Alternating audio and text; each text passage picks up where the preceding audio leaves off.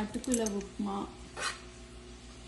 And coffee ఇవాళ మా breakfast.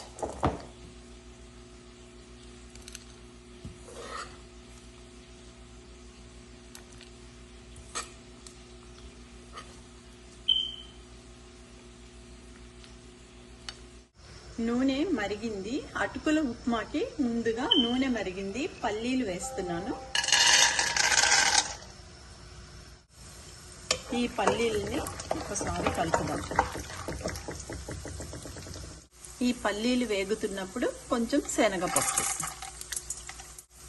ఇది కూడా ఒకసారి కలుపుదాం. ఇంగువ, మినపప్పు, జీలకర్ర అది కూడా వేస్తున్నాను అటుకుల ఉప్మాకి. ఇది కూడా ఒకసారి కలుపుదాం. అవి వేగుతున్నప్పుడు కొంచెం కరివేపాకు, కొంచెం గార్లిక్, అటుకుల ఉప్మాలో కొంచెం పసుపు,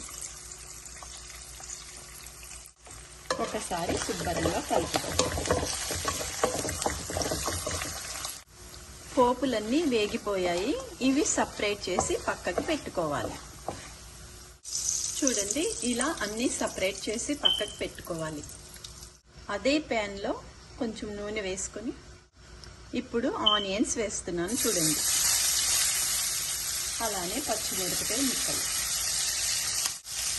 అటుకుల ఉప్మాలో ఇష్టం ఉంటే మనం వేసుకోవచ్చు ఆనియన్స్.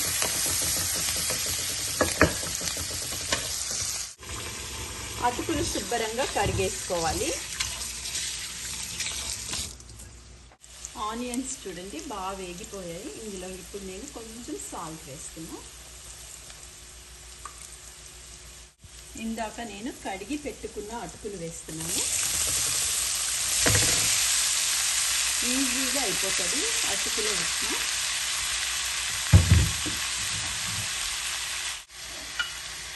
ఇప్పుడు శుభ్రంగా కలుపుదాం.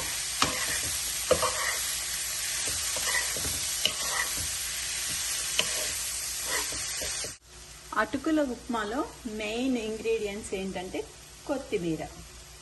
చూడండి, కొత్తిమీర వేయాలి, చాలా బాగుంటుంది.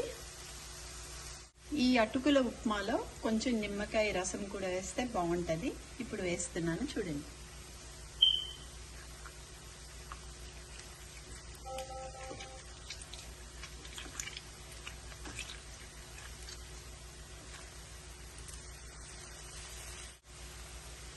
ఇప్పుడు శుభ్రంగా కలుపుదాం. ఎంత ఈజీగా అటుకుల ఉప్మా రెడీ అయిపోయిందో చూడండి.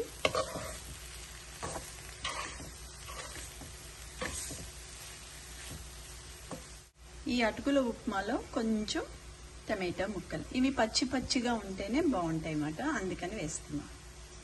కొన్ని అట్లానే కొన్ని పచ్చి ఆనియన్స్. ఇందాక నేను వేపి పెట్టుకున్న పల్లీలు, గార్లిక్, పోపులన్నీ వేస్తున్నాను. ఎందుకంటే ఇలా వేస్తే క్రిస్పీగా ఉంటాయి. చూడండి,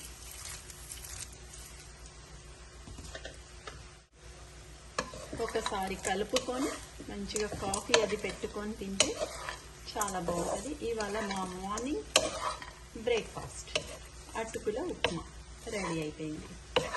చూడండి ఎంత ఈజీగా అయిపోయిందో.